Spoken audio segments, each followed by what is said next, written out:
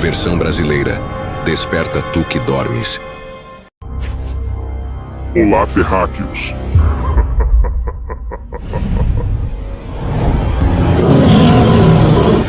Chegou a hora de você ouvir algumas verdades, apesar de eu ser o pai da mentira. Episódio 15. Abraão e a inveja de Satanás. Você sabia que Satanás tem inveja de você? Pois é. Se você é uma pessoa que busca a Deus e tem uma intimidade profunda com Ele, tenha plena certeza que Satanás tem uma inveja terrível. Neste vídeo você ouvirá o relato de Satanás sobre sua inveja da amizade que Deus tinha com Abraão. A oportunidade que ele desperdiçou nos céus, ele investe na terra para ver a queda de muitos que buscam a Deus. Mas a cada investida que ele faz, devemos aumentar ainda mais nossa busca em Deus. A melhor arma que existe é resistir o diabo, para que ele fuja de nós. Veja a revolta dele com a amizade entre Deus e Abraão. Fique atento. Eu nunca suportei a ideia de Deus se aproximar de um homem. Quando ele decidiu fazer de Abraão o seu amigo, aquilo me encheu de ódio. Um simples mortal, feito de barro, sendo tratado com tamanha intimidade e favor. A cada momento em que Deus falava com Abraão, algo dentro de mim se contorcia. Como podia o Todo-Poderoso, o Criador de todas as coisas, dar atenção a alguém tão frágil e insignificante? Logo percebi que não era uma amizade comum. Não. Havia algo mais profundo naquela relação. Deus o escolheu para ser pai de uma grande nação, prometendo-lhe terras, descendentes, poder. E o pior, Abraão acreditou cegamente em cada palavra, sem questionar, sem hesitar. Isso me enojava. Eu via naquela confiança uma arma mortal contra os meus planos. Tentei de todas as formas infiltrar dúvidas na mente de Abraão. Sussurrei-lhe medos. Fiz com que sua esposa, Sara, risse da promessa de ter um filho em sua velhice. Aproximei-me de cada fragilidade deles, mas tudo o que consegui foi gerar Ismael, um desvio temporário do plano. E mesmo com isso, Deus, em sua infinita paciência, ainda abençoou aquele erro, virando tudo contra mim. O que mais me envenenava era o modo como Abraão e Deus conversavam. Como se fossem iguais. Eu os observava com ódio puro.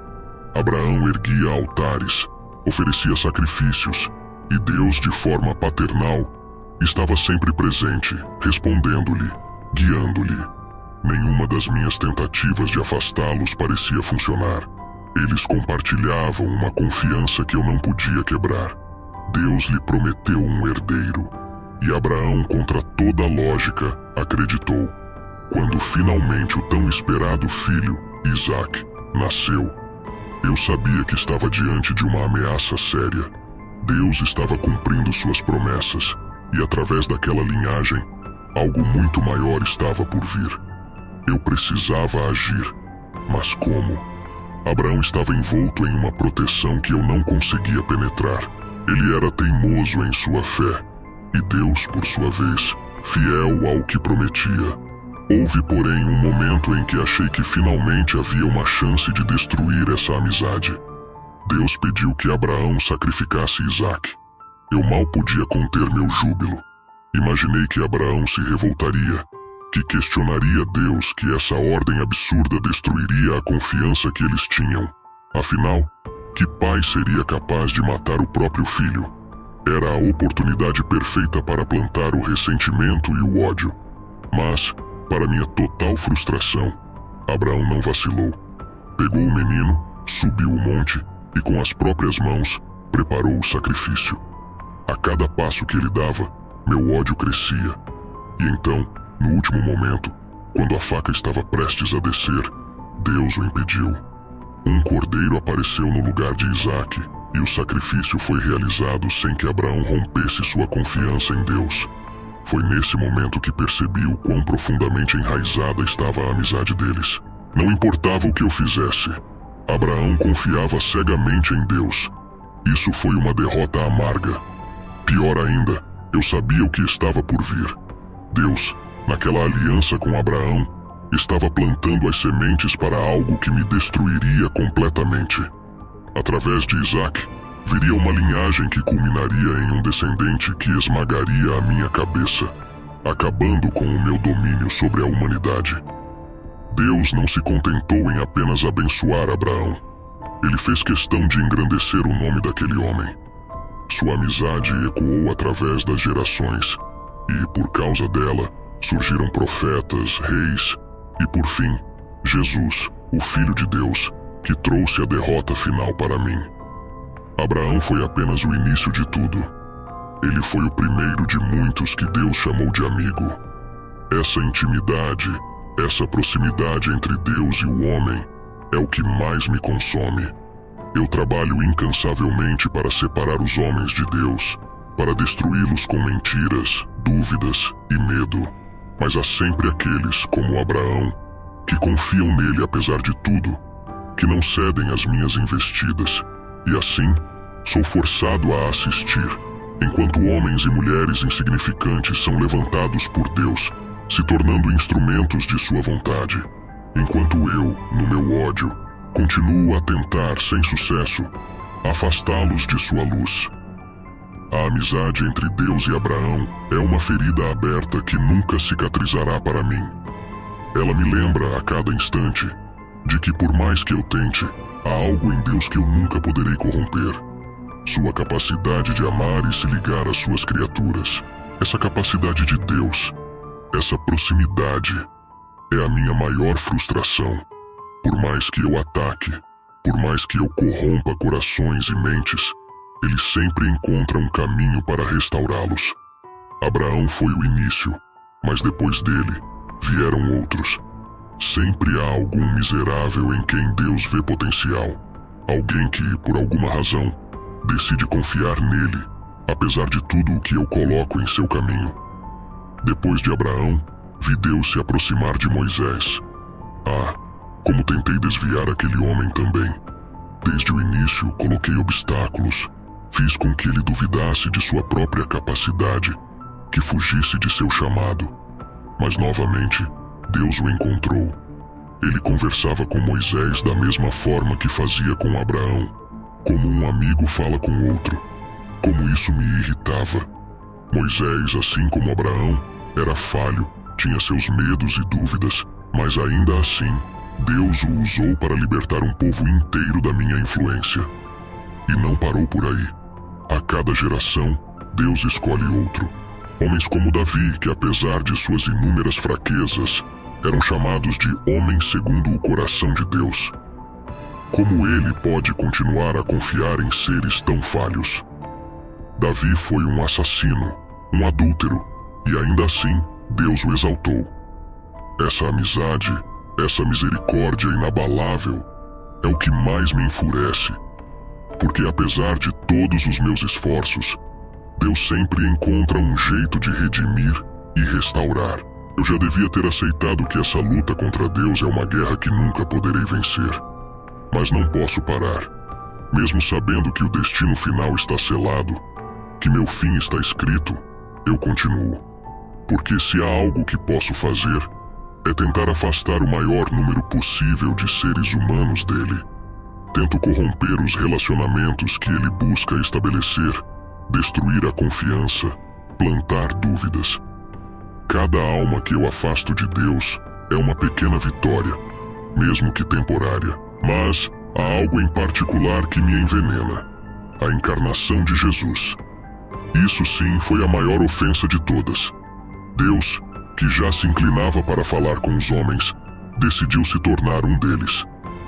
Ele veio à Terra como um simples homem e caminhou entre eles. Aquele que criou todas as coisas sujeitou-se às limitações da carne. E mais do que isso, ele fez isso para consertar o que eu havia destruído. E o pior de tudo foi a cruz. Pensei que finalmente havia vencido. Ele estava morto, pregado em uma madeira como um criminoso comum. Achei que havia conseguido, que o plano de Deus para a salvação da humanidade havia sido frustrado. Mas, 3 dias depois, ele ressuscitou. E com isso selou o meu destino para sempre. Agora, sou forçado a observar enquanto essa amizade entre Deus e os homens se espalha pelo mundo, através daqueles que seguem a Jesus. Eu ainda luto, ainda tento. Plantar discórdia, ódio, medo. Colocar um homem contra o outro, afastar o máximo possível da luz de Deus. Mas no fundo, sei que minha derrota é inevitável. Essa amizade que começou com Abraão atravessa gerações. Deus continua a chamar outros para perto de si. Continua a oferecer misericórdia, redenção e, pior de tudo, amor.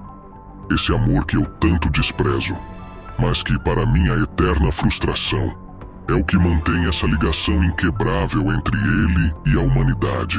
E assim, sigo com meu ódio, minha vingança, sabendo que, apesar de todas as minhas tentativas, Deus sempre encontrará uma forma de resgatar aqueles que confiam nele.